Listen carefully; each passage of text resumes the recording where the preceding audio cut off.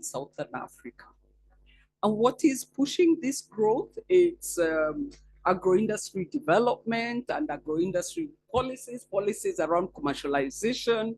But there's also the increasing urbanization in Africa. And this increasing urbanization is really pushing a rise in incomes and also a demand for food away from home. Next slide, please.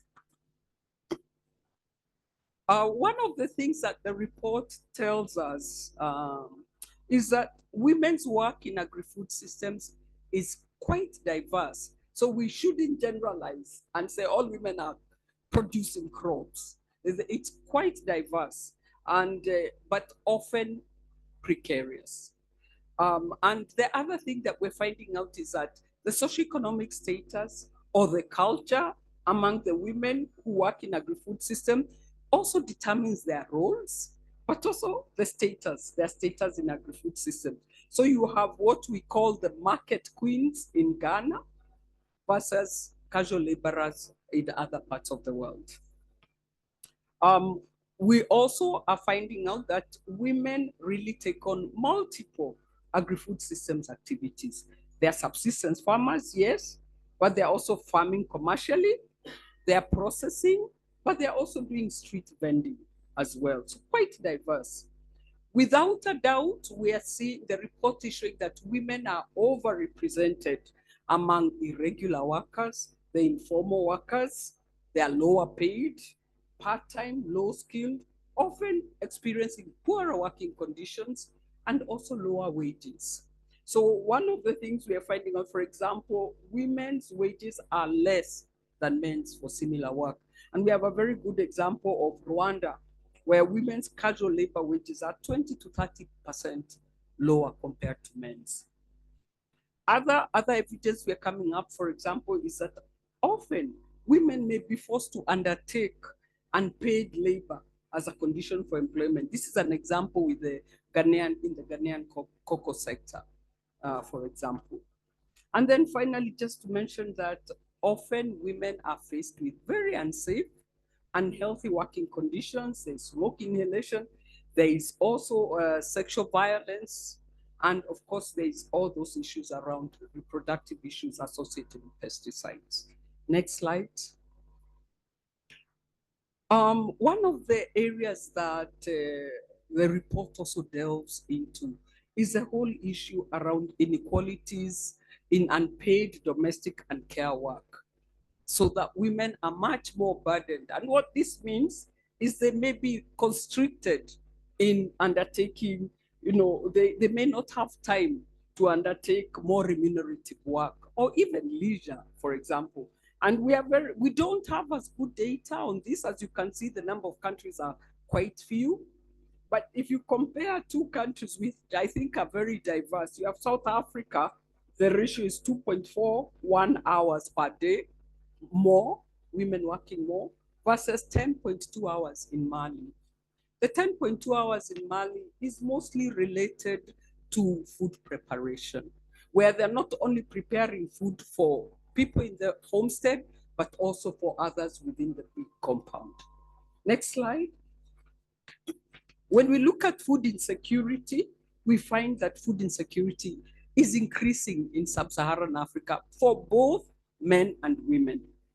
However, when we look much more, and we find that moderate and severe food insecurity has really worsened between 2019 and 2022. The highest prevalence is in Central Africa, where we find that 77% of men and 78% of women are food insecure, and East Africa as well, with 65% to 64%. And when we look at severe food insecurity, again, we find that it's slightly higher for women compared to men. What the evidence is showing is that this gap has really widened during the COVID pandemic. Next slide, please.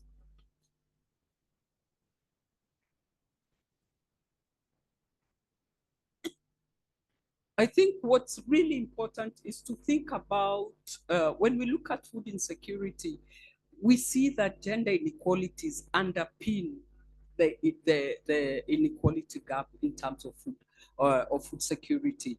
Gender inequality really influences availability, it influences access, utilization, sustainability, etc. And gender norms really can restrict which foods are eaten by whom, when. They can restrict the foods that women eat, the food that girls eat, increasing their vulnerability to hunger and malnutrition. And we have an example of Southern Sudan, where the research found that protein and vegetables were prioritized for men, resulting in women and young children not consuming that food. And as you know, these foods are really important in terms of at different times of the life cycle of a woman, during pregnancy, childbirth, menopause, etc. Next slide, please. Okay, thank you. Climate change is a big thing. And when we look at how gender inequalities and climate and environmental degradation converge, we find that it converges in agri-food systems. The evidence we have, and this comes from a map that was drawn by the team with the Gender Impact Platform that looked at the hotspots in terms of climate, agriculture, and gender inequality. Number one, we find that women in agri-food systems are at the highest risk in sub-Saharan Africa when you're looking at the amount of climate hazard they're facing, the exposure, and the vulnerability. And we find that the highest areas of risk are actually in the Sahelian countries, the semi-arid regions. As you can see, the darker red is where the highest risk is seen. What the hotspot map is showing us is that it shows where women are involved in agri-food systems and where they are at high climate risk. What this is doing is that it's also signaling to us that to reduce this risk, we really need to address the structural barriers to gender equality. And one of the things that makes it really complicated, so the exposure that women face, their vulnerability, their adaptive capacity is really exacerbated by the structural inequalities. Structural inequalities in terms of low access to resources, assets, information. Sometimes they may not access information about the disasters that are coming.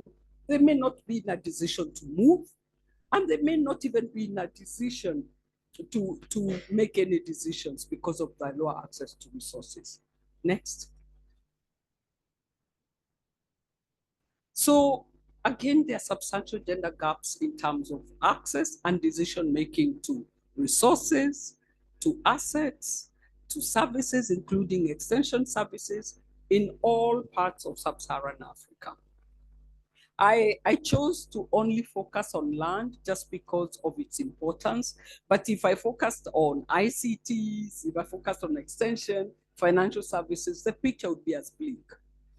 So let's look at land. And this map is looking at the share of women and men in adult agricultural population with ownership to secure tenure rights to land. And the blue dots are men and the orange dots are women, but the table below just shows the gender gap. And what these results are coming out, is again FAO data. When you look at SDG 5A1, which is what I've just talked about, we find that men have greater ownership of land than women in 28 out of the 32 countries that have reported to date. When we look at SDG 5A2, which looks at whether the legal framework guarantees women's land rights, we find, yes, there has been progress. However, women's land rights or the protections of women's land rights are low in 50% of the countries in sub-Saharan Africa. Next slide. One of the things that the report highlights very clearly are the role of discriminatory norms in exacerbating the gender inequalities. And the report finds that gender norms influence all areas of agri-food systems. Gender roles define, discriminatory norms actually define gender roles. It defines who's given which domestic work and care work. It defines access to resources, use, and decisions over how our labor, women's labor is used, the resources, the information, whether they can move around, so mobility as well, decisions over who eats what, when. And what the report is showing is that, yes, this can change, but it's a very slow process. Next slide. This is the last slide I have in terms of the statistics we have. This is talking about gender disparities in women's participation and leadership in the agriculture research for development sector. What we find is that there's a huge gender gap in research capacity and leadership in Africa. And we find that even when women finally make it to university to study science, the evidence shows that many of them will drop off post-bachelor's level because there's childbearing. Sometimes you're in a hostile class where you're the only woman. So women drop off often, leading to what we call the leaky pipeline, where, at bachelor's level, there's 53%, the drops to 43%, at PhD, it's only at 28%. Now, what this means is, again, it has a result on the percentage of researchers. So our statistics show that about 30% of researchers are women, but at leadership, it's only 7%. This is one of the most up-to-date data we've received. It's data for CORAF countries. And as you can see, there has been some progress, but it's very, very slow. This is an area where urgent action is needed. This is my last slide, and these are the areas.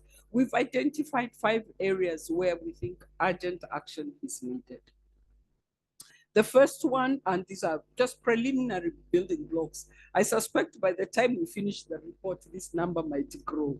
But anyway, at the moment, there are 5. The first one is that we really need all of us, key stakeholders in agri-food systems, to really drive forward a shared commitment to gender equality in agri-food systems transformation. And I think the voluntary guidelines on gender equality and women's empowerment in the context of food security and nutrition can really help us to be very intentional in how we address this. The second area is that we need to improve women's employment, but we also need to reduce the precariousness of the employment in agri-food systems. We need to think about increasing access to resources, services, including social protection, which can play an important role.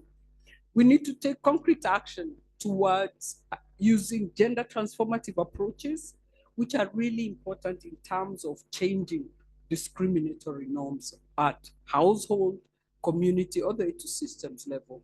And finally, we need to make sure that women are at the center and that we're enhancing their participation and leadership in agri-food systems at all levels. Thank you very much.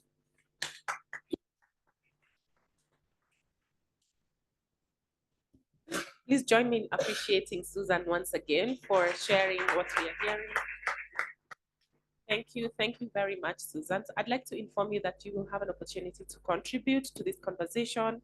If you have any question or comment, just note it down. When we get to the segment for the Q&A, we will give you an opportunity.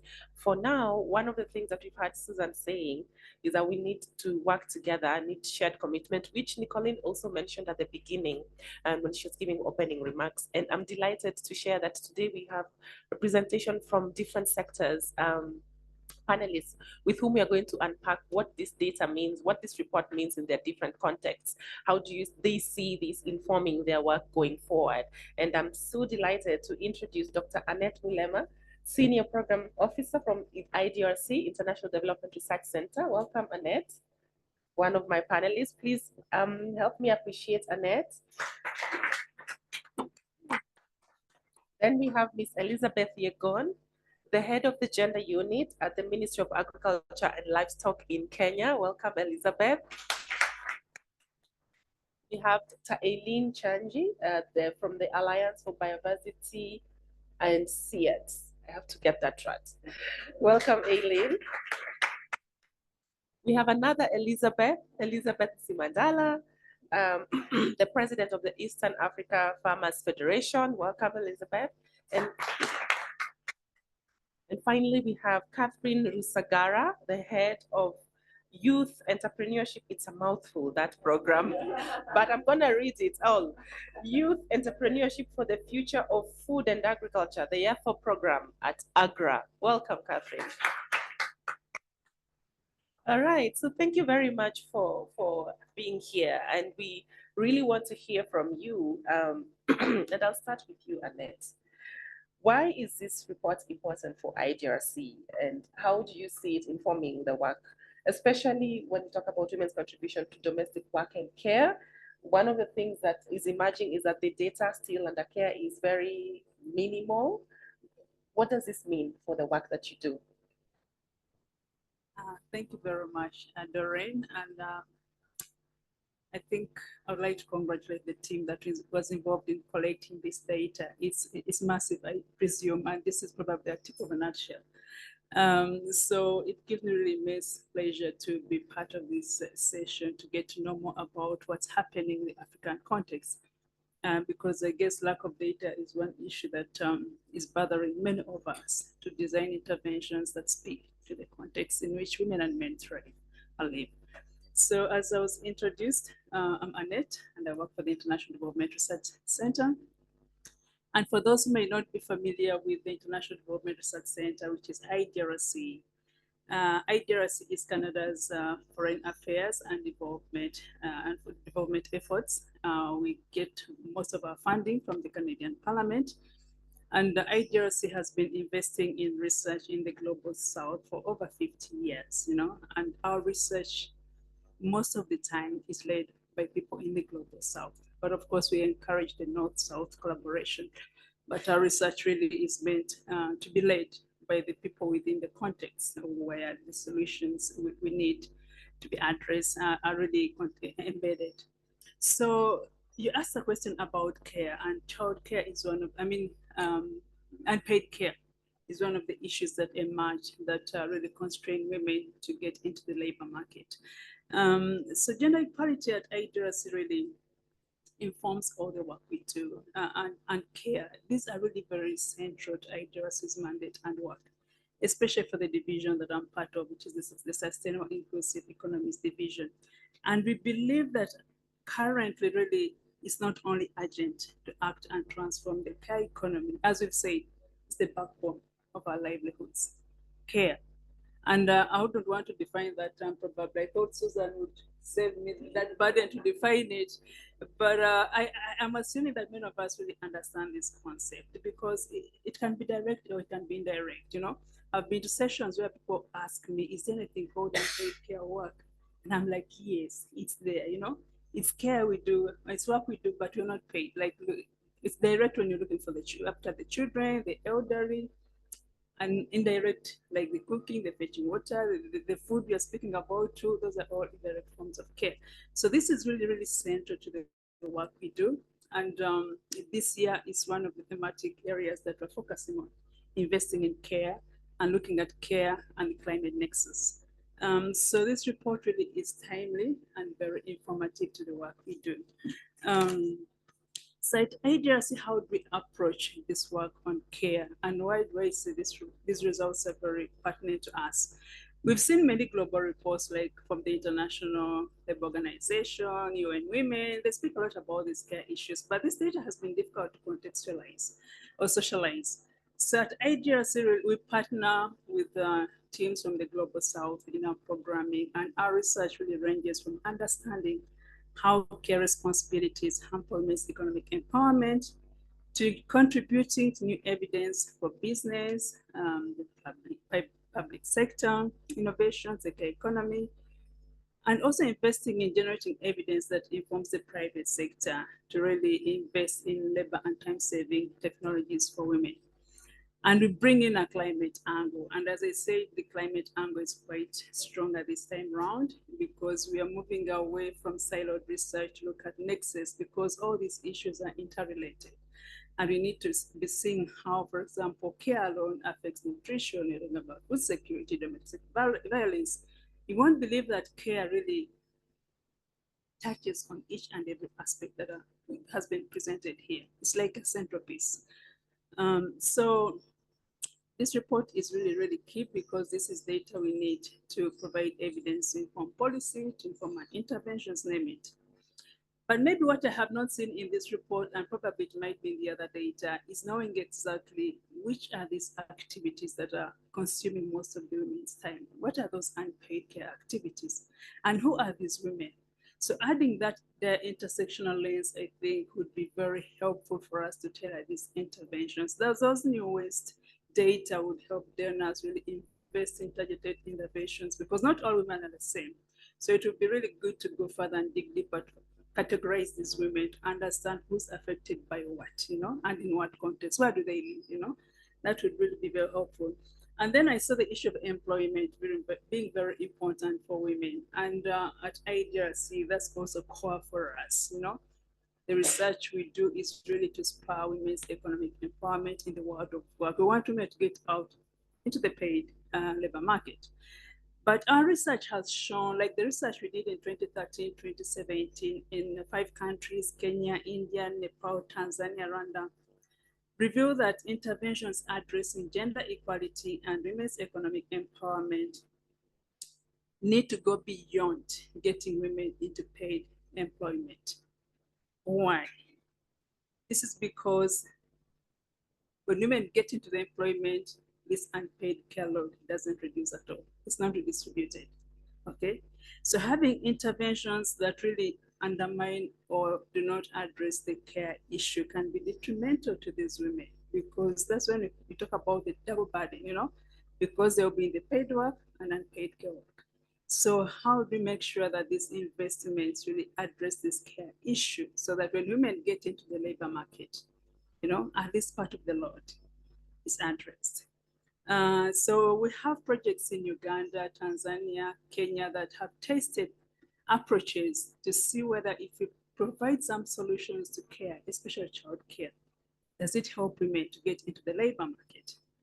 And this research has shown that designing more holistic approaches where you do not only address care, but you address issues of negative masculinity, access to water, access to savings, and saving on initial capital, that like bundling these interventions around the spheres that really affect a woman's life are more impactful than investing, for example, in child care. Because women will take these children to the child care facilities, but when they get back home, guess what? They will back on cooking, cleaning, what? And they lack capital to invest in income generating activities. So most of the time, they just go back to the baseline, So packaging these interventions really helps really address all these issues that Susan has presented in the report.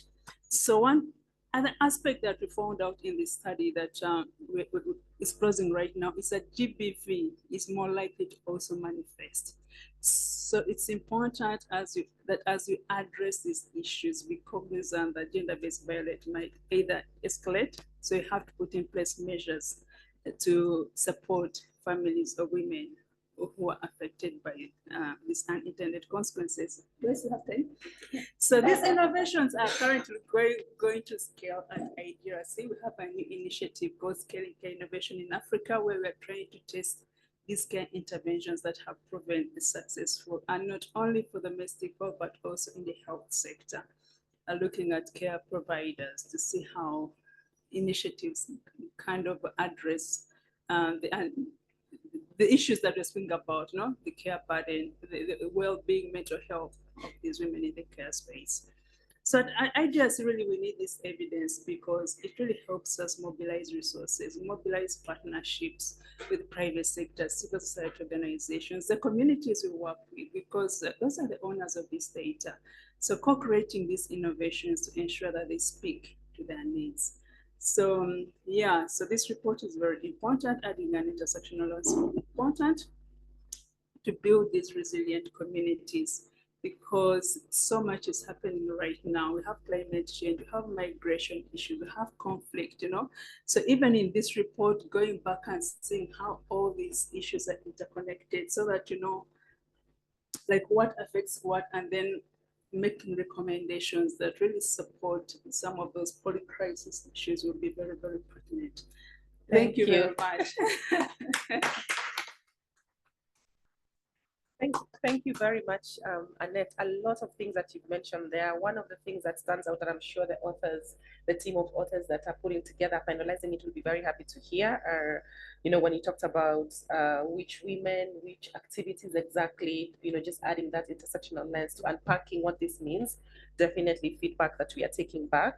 Remember, we are still in the process of finalizing the report. I've also heard you say that one of the things that this unpaid care burden is one of the things that is really not appreciated. And there's kind of a lot of awareness that this is a big deal that people need to pay attention to. And so I think we really need to continue talking about it. And you've also mentioned that we need to be aware of how some of our approaches or solutions that we are, we are promoting would actually exacerbate the issue of the unpaid care burden. So something that we need to pay attention to. And yes, of course, thank you for mentioning the work that IGRC is already doing in this area. I'm sure a lot of people probably would want to hear more about the report that you make reference to, the 2013-2017. We'll be following up with you on that. I now want to turn to Elizabeth Simadala. And she represents farmers. She's a farmer. And so I want to hear from you, Elizabeth. What do you see as some of the immediate action points for you as we hear about these reports? Yeah, thank you very much. I've already been introduced as Elizabeth. I represent the Eastern Africa Farmers Federation as the president. And this is a regional farm organization in the 10 Eastern African countries. And our membership at national level, farmers associations, cooperatives, women in agriculture and youth in agriculture associations. Currently, we have 25 of them representing over 25 million smallholder farmers. And I was just sharing with my colleague, my co-named Elizabeth here, asking me our presence in Kenya. We have the Kenya National Farmers Federation, Cooperative Alliance of Kenya, Kenya Livestock Producers Association, and Women Farmers Association of Kenya, who are going to join our network, but we are already partnering with them. So back to your question, maybe before I go there, I also just want to join my colleague in congratulating the team behind this work. And I must say that you really did a commendable work. Whatever you've presented is actually an actual representation of what is happening on the ground. And as you've seen from the report, much of interest for me is that actually majority of the women who are in the agri-food system space are from Eastern Africa. From the report, we have more women in agri-food systems than any other region of sub-Saharan Africa. And having said that, I think for me, where I want to pick it from is that, yes, we have this data, but then if we unpack it, what does it mean? With all these women, why are we still having issues of lack of economic power in terms of financing? Because yes, we are there, but then how comes that we have no money in our pockets? And I think the deeper dive that I would want to see is the economic benefits that women are getting from their participation in agri-food systems. Because you realize that there could be more participation, but when it comes to the money economy, money is not flowing in their pockets. We all know the patriarchal systems that most of our societies are still living in, where women are employed in the production, but when it comes to marketing, it's the men that are taking the produce to the markets.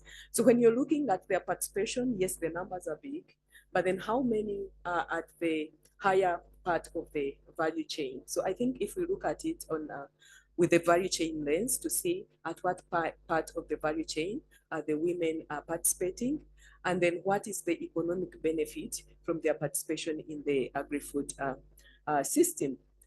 Again, I would like to maybe not dwell along what is controlling, stopping them, but again, what we can do, what I can pick as a federation. For us, our current strategy is on strengthening smallholder agriculture as rewarding investment opportunities. And we are looking at individuals beyond just benefits from the agri space. How are the individuals benefiting? And women is a cross-cutting theme across the entire value chain, looking at their participation in the policy space, because it's not about even the numbers, but it's also about the contribution that the few numbers can bring to the table. And this takes us to the aspect of intentional capacity support to the women leaders, because you may have thousands and thousands of women leaders, but as long as they don't bring value to the table, then again, you're misrepresented. So I think we have targeted support for women where we are building capacity of our women to be able to engage in the policy space, being able to understand the entire policy-making process, and building their capacity in how to unpack that process and be able to contribute. The other aspect is on how we can embrace and scale mentorship and coaching programs for women. I just like the idea of award, and I'm actually privileged to be one of their mentors. And on this, I want to give an example of one of my mentees that I've worked a long journey with, Nakabwa Rashida from Uganda. I remember when I joined the leadership at EF, by then she was working as a policy and advocacy officer at New Cafe. So she saw me join leadership as someone who was young. But then as I grew up in the leadership ranks, she came back to me and said, how do we work together? How do you support me? How do you mentor me? And we worked the journey together. I was able to support her from just the policy and advocacy role. She was able to take on a country director role of an international organization, the Rainforest Alliance. And from there, again, she came to me and said her interest was to see how to participate in a regional and international space, but also be able to take on a regional role. And this is a journey that we've really worked together. Actually, recently she has been invited to several regional meetings and global meetings. And every time she attends, and then she sends me a message, oh, look, I'm here. So what do I need to do next? And currently with support from Award, we are working on a small project on working with women and youth producers, supporting them in understanding the EU regulations, because you know there's this EU. The Green Deal, the EU Green Deal, but then with the deforestation regulation, of course, which is going to affect most of our coffee and cocoa farmers. So we are trying to work with women and young producers to see how they can understand that process and be able to prepare themselves in terms of compliance. So I think these are some of the things that really need to be scaled. And I've seen a second, I think another call, a new call from Award. So please, you need to share it with most of our women and young women and youth for them to be able to benefit from this program. Then the other aspect I want to point out is that as we do this work, as we lobby and advocate on bringing more women in the agri-food system space, I think we need to really break the silos for it not to be looked at as a women-only issue, so that we break those silos and bring more men champions on board. Because when you talk about women issues, most people look at it as if, you know, these are just the discussions for women. So how do we bring in more men champions? When I look at the room right now, we even have, yes, we have a few men champions, but we need to see more of the men coming out. I'm one of the people that was actually mentored by men when I came into leadership. I remember by then when I became the first young person to serve on the board of the Uganda Cooperative Alliance. The then General Secretary, Mr. Makwir, gave me all the opportunity. And then, of course, together with the Uganda National Farmers Federation, the CEO by then, Mr. Mwendia, and New Cafe, because those were the three institutions that were members of EAF with Mr. Mulindwa. They really supported me a lot. And when I joined the EAF, the former president, Mr. Philip Kirilo, also really helped me a lot in terms of finding a clear footing and gaining the confidence to be able to speak and represent the voices of farmers. So I think we really need to have more men on board so that we can break those barriers, because we know the perpetrators are again men. And as long as we don't bring them into the conversation, then they don't really understand us. And finally, institutional capacity support. We have very few women-only associations. When I look at our membership, we have only 2 women farmers associations that are our members in Kenya and in DRC. But again, within all our within our organizations, we need to find space. We need to make sure that we have an enabling environment that is going to create opportunities for everybody to be able to, to rise and grow in the leadership position. And this starts at the strategy level. If we don't get the strategy right, then we can't create opportunities for youth, for women, and other genders in the leadership positions. It has to be intentional. Most of our programs, it is intentional. We have clear numbers, 30% women, 30% youth for every program. They have to be part of the beneficiaries. And also when it comes to participation in meetings, we are intentional. Every time we invite an organization, we are clear. We need 30 participation of men and 30 participation of women. And currently we've gone just beyond the numbers of participation to look at the impact. What kind of impact are we creating?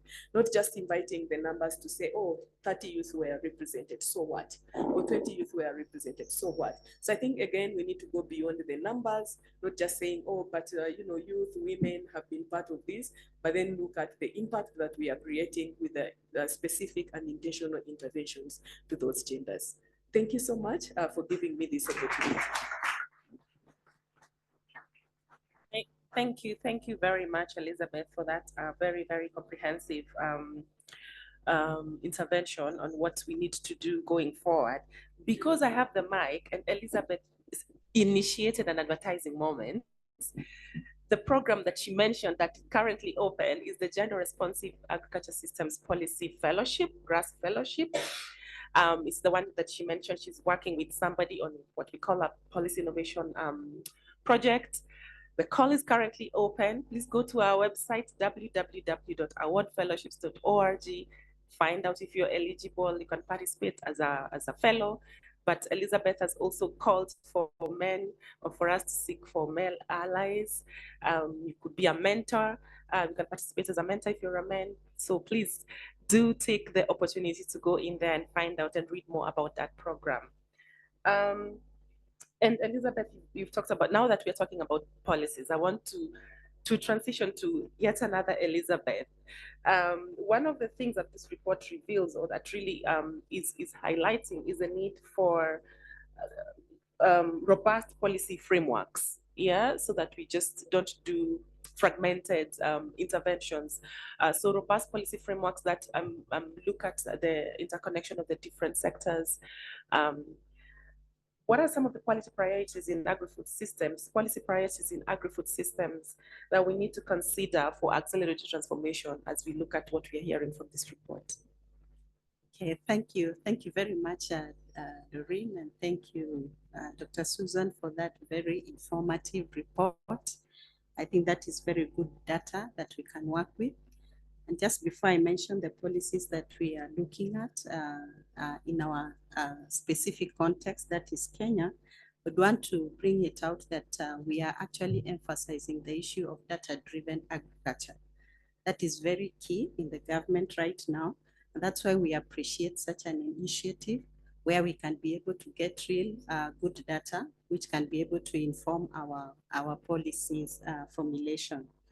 And so I want to say that in Kenya, we work with the National Gender and Development Policy. That is a key policy. And all the other gender initiatives that we implement in the other departments have to be aligned to the national policy. But coming specifically to the agri-food systems, we have our agricultural policy, where we have emphasized the need to look at the gender issues. And then more specifically, we have gone ahead as the Ministry of Agriculture to come up with the National Agriculture Gender Policy. So we are in the process of developing this policy, and actually we are at the tail end. We are just about to take it to the validation stage, and from there we will be rolling it out. So we are hoping from July, we will be able to implement that policy in this country, and also that it can help us to address gender issues in the agri-food systems. And so some of the issues that these policies have been able to address, I'm very glad to see that some of the findings in this report is at some of the issues that we have looked at in this policy. For example, the issue of access to resources and services. That is a key issue we have been able to address with this policy. And then also looking at participation and leadership of women in the agri-food systems, so that women are not just left at the lowest node of the value chain, but we are looking at how we can involve them along the value chain, and especially in governance of farm organizations. One of the things we are really emphasizing is the issue of the cooperative movement, where we are encouraging farmers to form cooperatives right from the grassroots, and then which those cooperatives can come up and form associations. And so in this way, we are encouraging women to take up the leadership roles. We are building their capacity so that they can be able to get in there and have their voices heard. So that we are also emphasizing that they are not just members of these cooperative societies, but they are leaders. Yeah, and in line with our policy on the third gender rule, we actually emphasize that we cannot have more than 2/3 of the same gender in leadership. So if we have the chair being a man or a woman, we cannot have the secretary and the treasurer also being men or women, either way. Yeah, so those are some of the initiatives, the transformative initiatives that we are putting in place in government to be able to support women in agri-food systems. So this policy, as I said, is actually about to be rolled out, and we hope that we can be able to get the support of all the stakeholders to be able to implement this policy. And in development of this policy also, we have had the support of a number of stakeholders, ILRI, UN Women, GIZ, Women Farmers Association. They are a member of the technical working group. So it's a policy that we've been able to develop in a very consultative manner, bringing on board several stakeholders to be able to come up with this policy. So we hope it will be able to address quite a number of issues. Another thing we have been able to do is to form a technical linkage forum at the national level.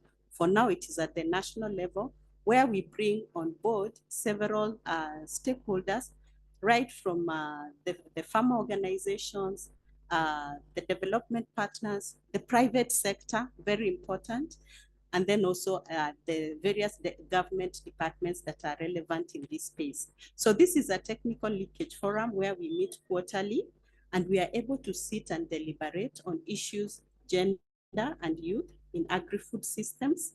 And in this way, we are able to network, share information, and also build synergies, so that we are not so many of us just doing the same thing, but we are addressing different issues that come up in these systems. So just to mention those two, but apart from that, in the government, we have other policies which are key in supporting women, not only women in agri-food systems, but they also have play a role in supporting women in the agri-food systems. So for example, we have the agroecology policy, which we just put in place the other day, agroecology. You know, that is key for women because women are key players when we come to issues agroecology.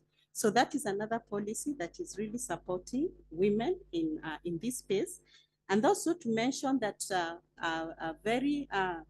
in this country, we have the National Care Policy, which was put in place in 2023.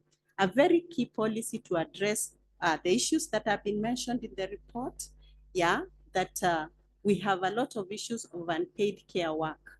And I think in agriculture, that is where we have it most. You know, when women work in their farms, Nobody cares how much time, women will milk the cows, some of them will take the livestock for grazing, but nobody considers that as work. So that is work that is supposed to be paid. But apart from that, just care work, taking care of the family, taking care of the elderly and the sick. Yeah, so this policy has been able to really address some of those issues. And it is good that we have this policy, which will also be able to support us in the agri-food space. Very recently also, we have enacted the National Policy on Women Economic Empowerment. And in this country, most of the women are employed in, or not really employed, involved, let me say involved in the agri-food systems along the value chain, whether they are producers, whether they are in the value addition space, some are in the small businesses, those small agri-food businesses where women sell food, get it from the market and sell food. So across the value chains, we have women being involved. And so this policy is very key because it will be able to support their economic empowerment. We are looking at how we can be able to support them with finances, affordable financing, to be able to support their businesses. How do we build their capacity to be able to run their businesses more professionally, and not only looking at the local space, but even supporting them to do export.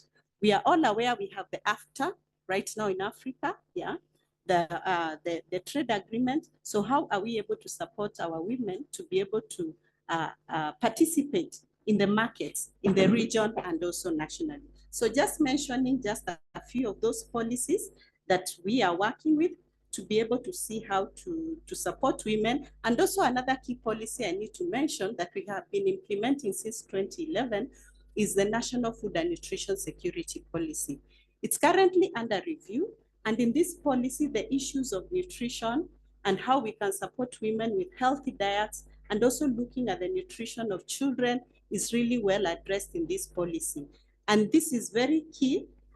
And this is something we have continued to do, even as we have implemented the Kenya Nutrition Action Plans and also the Agri-Nutrition Implementation Strategy, which talks about nutrition-sensitive agriculture. So we want women to be informed to produce food that is nutritious, nutrient-dense, not just food. What kind of food are we telling them to produce in their farms? How can they adopt some very simple technologies to be able to produce food? Even just having those aquaculture, those small ponds they can have in their homes, kitchen gardens, small livestock, poultry, and the like. So we are really supporting women to be able to improve nutrition right from the household, and also encouraging schools to have school gardens, yeah, so that they can be able to supplement the food, the food in the school meals program. So I think those are some of the policies I can mention. I can go on and on, but in the interest of time, I think I can just mention those few. Thank you.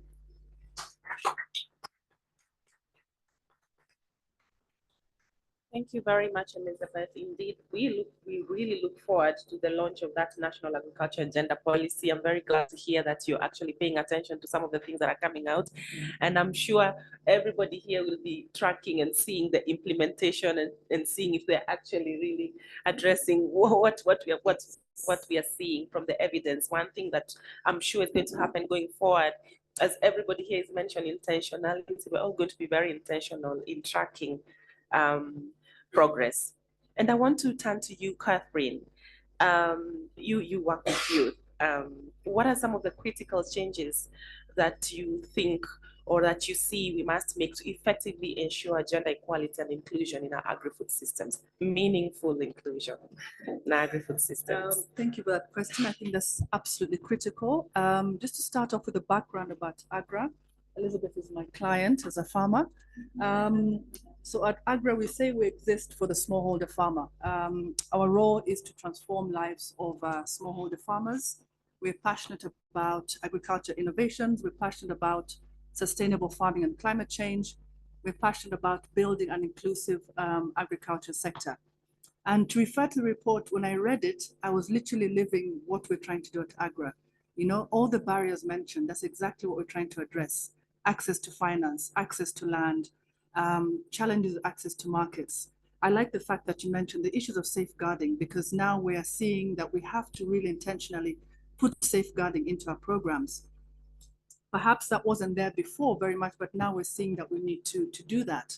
And when we speak about inclusivity at AGRA, we include people living with disabilities, and we also include IDPs, displaced people. So for us, when we say we want to have an inclusive agriculture sector, we're including those different groups in our programming as well. So this report very much resonates with the work that we're trying to do. In terms of transforming the agricultural sector, which is really our main objective at AGRA, we look at it from two perspectives. We look at it from the continental level, which is trying to address systems of the agriculture sector, and we look at it also from the in-country level. So we believe that the two work together. Continental level, referring to our regional platforms, so AFC, FTA, ECOWAS, all our regional bodies. We believe that as umbrellas, we should drive influence and policy at that level as well. And then that should then be implemented in country at a contextual level. So at AGRA, we've identified 4 systems that we believe we need to change to impact the agri-food systems and also to impact inclusivity. The first one is seed systems. If our youth and our women cannot access quality planting material, then we're moving into challenges of nutrition, we're moving into challenges of low yield, we're moving into challenges of productivity, and we're moving into challenges of aflatoxin and other agricultural challenges. So at AGRA, we're working with national governments, working at a system level to make sure that our seed system works, that it includes women, and that women can access seed. This means, for example, practically speaking, training women to be seed inspectors, providing them with seed. In Rwanda, we're giving seeds for agriculture sector to avocado, so making sure that seed is available.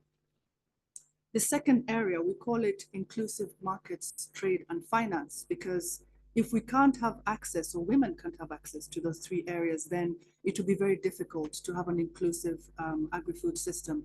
So interventions both at the system level and also in country to make sure that women have access to markets, so the supply chain is working, and that with trade and access to finance, we are working with financial institutions to make sure that we have products that will support women to access finance, that will support youth to access finance as well.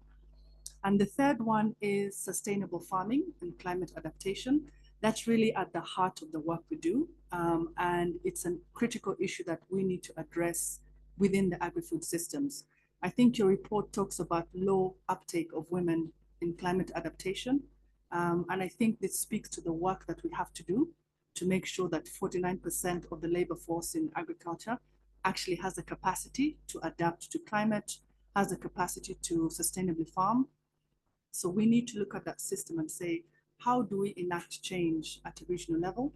How do we enact change within our context to make sure that we're addressing the climate challenge that we face at the moment? This, of course, speaks to food security. If we don't address the sustainable farming aspect, then we don't really have a chance of addressing food security, and also then we'll have a challenge with nutrition. The final area is policy and state capability. So whatever's done at the regional level, we have to tie in at the national level as well. And really our work at AGRA is to make sure that the two speak to each other, that there's collaboration, that there's coordination, that there's implementation. So we try to support and build that capacity. So for me, those 2 key areas must align together. But around that are 3 things. The first thing is, when we're programming, when we're investing, we need to take into consideration our cultural and societal norms. So all these things we're doing, all the change we want to see, what is the cultural context on the ground? And you find that some programs do not land because they haven't addressed the cultural and societal norms of women in those particular areas. So we run behavioral campaigns to make sure that our programs are impactful, that they're landing, and that they're very intentional. So for me, the second one is intentionality. A few colleagues have mentioned that if we're not investing for women specifically, if we're not including women to drive the solution as well, definitely we need men, but it's counterintuitive. We're solving for women, but we're not including them to be part of the solution. So it's something that we just have to get done, as well as make this issue we're discussing today as a strategic priority. So as much as we're talking about it, we have the data. Will it rise to become a strategic priority for all our national governments, NGOs, private sector? So we need to see the escalation of these barriers becoming a priority for all of us collectively, because everybody has a role. It's not going to be solved by one person. Everybody has a role. And I like that you mentioned shared commitment in your report, because I believe that that's absolutely key. And we have to begin to collectively have corrective actions. It has to be collective, it has to be targeted, and very intentional as well. So it's disappointing to see the gender gap widening. Work has been done, but because of that, at AGRA, we're specific about how we're going to address these barriers. We have platforms, a Value for Her platform for market, connecting ladies for markets. Myself, the program I ran is specifically focused on youth, is specifically focused on gender within youth, and we're programming very tightly. Every country, we're in 8 countries, we're expanding to 11, 3 next month. It's a $350 million program that is dedicated to youth and to women. And unless we have that intentionality with the resources behind it and the right partnerships behind it, then our solution will not have the impact. So as well as that programming, the mindset change is also absolutely critical. And my program looks at creating work opportunities, because there is no way to be dignified and fulfilled and to be honored and to earn an income unless you are able to have some work opportunity. You are earning, you're empowered economically, and we want our women and youth to be empowered economically. So Doreen, you asked me, what am I seeing? What I'm seeing is the youth is saying, you're not involving us.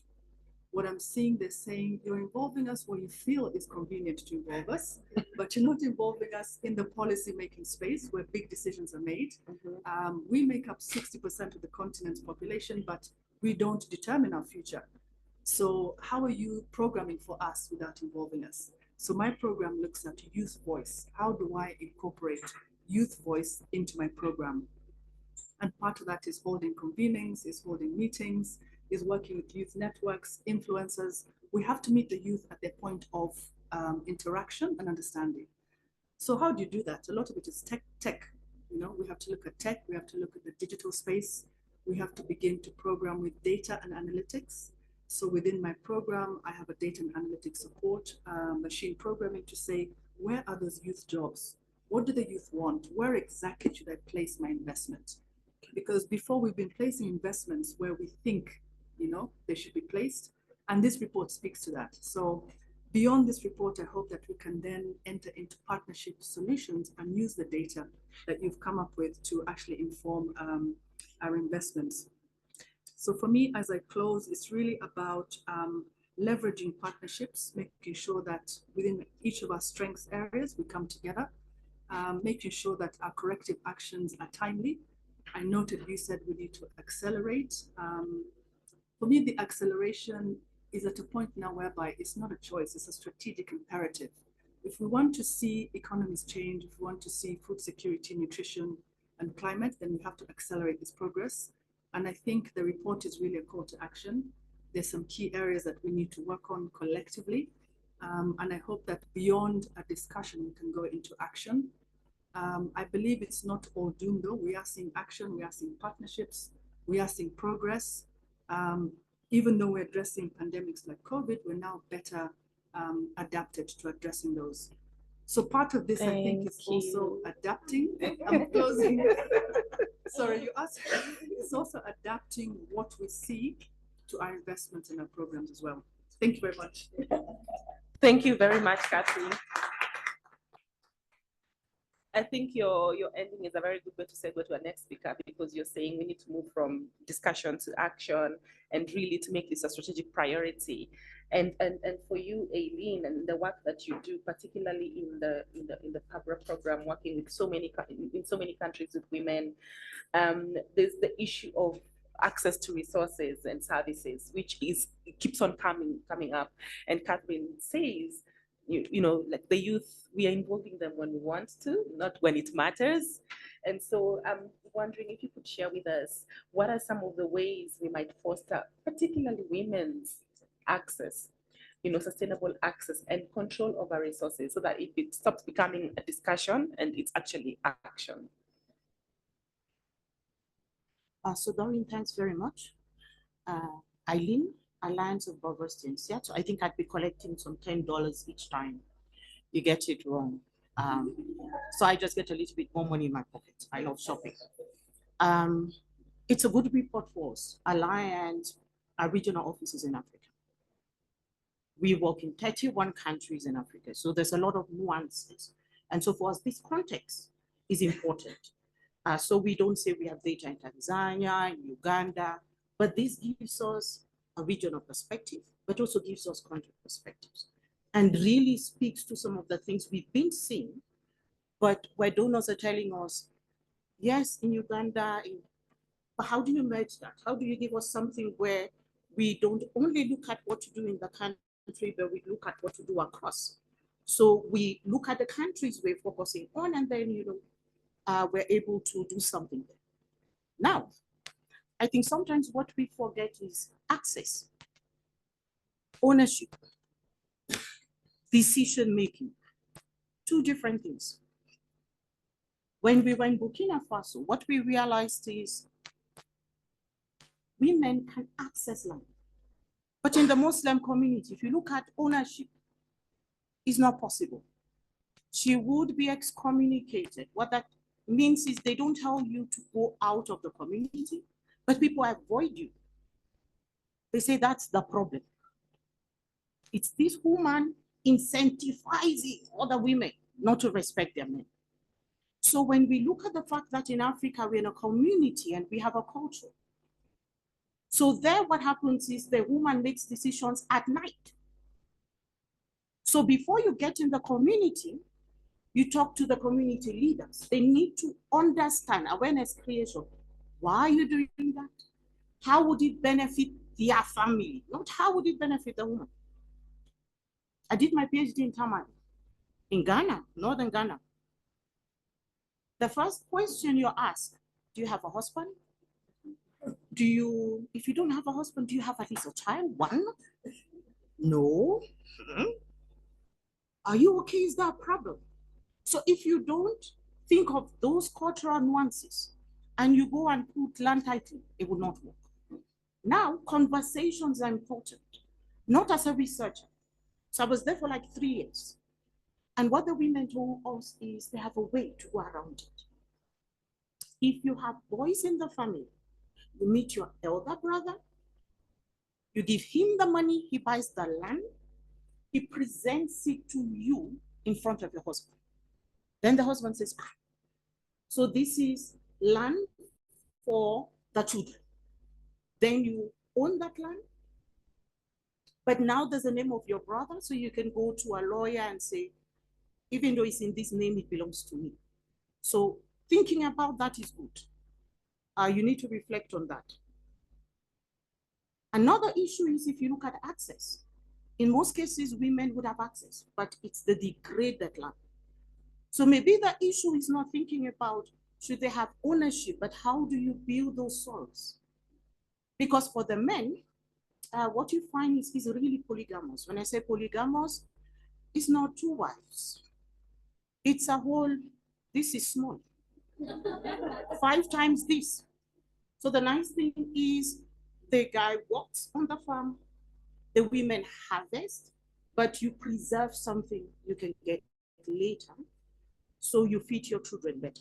So they had mechanisms I couldn't think about, but there's a way they're already doing it. And I think that traditional knowledge is very important. In Kenya, land ownership is something which is spoken about more openly. I want to get a title. Excuse me, you have women going to court. In my country, you're not going to court. The next issue is witchcraft, whether it's there or not there, but you know, it's like the culture. So people fear, I want to preserve my children, I want to preserve my life. And then sometimes the issue is the money to pay them for the lawyer fees. It's expensive. How many women, especially in rural areas, even in urban areas, can afford that? Widows, we often don't talk about that, but it's like you're on your own. And if your uncles, you're thinking of, am I preserving the house in the village, or, am I going to fight these people? Is it really worth it? In Uganda, we were looking at decision making, and we said, access to resources. How do we make sure women get money? Because they told us, if I have 10,000, I can keep 2 and give my husband 8. And that's because of recent beans became more commercialized. So 60% of women work on beans. But now men started taking that. So we said, maybe we do like in Pastor. In Kenya, it works really nicely. And we introduced that. Peri-urban area worked, rural area, problem. The men have the pins of all the women. They are the ones and the children who go collect the money. Then what the men said is, I did some focus group discussion. They said we are now wiser. What we do is we wait, sell the beans. Mobility, you have a little bit of money. When you come home, we don't do anything. You take care of everything in the house, because as a woman, your child, you can't see your child starving. 2, if you don't give your husband food, they say you're a bad woman. So he waits. You use everything. Then now he comes with what he has in his pocket and he decides what happens. So those discussions, especially when we bring digitalization to the system, also that those nuances we need to talk about. We assume sometimes those are easy fix, but they can exacerbate the problem that is already there. I like the discussion from production to value chain. For beans, because 60% of women, we focused a lot on production. Get them good seed, get them technologies. Like Doreen said, it got to a point where it was drudgery. The men relaxed. In Kenya, I was told women are built spatially. They can weed. No stress, nothing. Then the waste is not working. And if they cannot perform at night, it's a problem. It wasn't eating, that's what they were saying. But the truth is, women, we do that. We don't complain because we assume that's our role. But we are the ones who have the health issues most of the time. So we realize more women were in the informal sector. There is the issue of care, completely agree. There's the issue of how precarious it is, which comes out clearly in the report. But then how do we support them there? So can we think about our projects, which is what we're doing now, in a different way, where it's not just about value chain, generic, but we be more holistic, systematic, where it's either we're looking at that informal sector. I'm happy she talked about the regional trade. I was in Tanzania. The money you have to pay. Me, if I'm doing business, I'm slow. DRC, you have to rush before 12 to cross the border, just a minute. And you have to rush back before 4. If not so, they lock you up in Rwanda. How are we addressing, if now you look at issues to do with IDPs, but also we look at even that regional trade? Nice policies, but how are we implementing it? So I think completely agree, it's a good report. Look at the issues in the country. One person cannot do everything. Collaboration, partnership, I can't. My colleagues have already said that. We need to work together, and we need to work across ministries to be able to achieve that. So I'm happy Agra is here. Elizabeth, at least I'm pulling her in my activities. Award, I think everybody knows. I don't want to go there because I take another 5 minutes.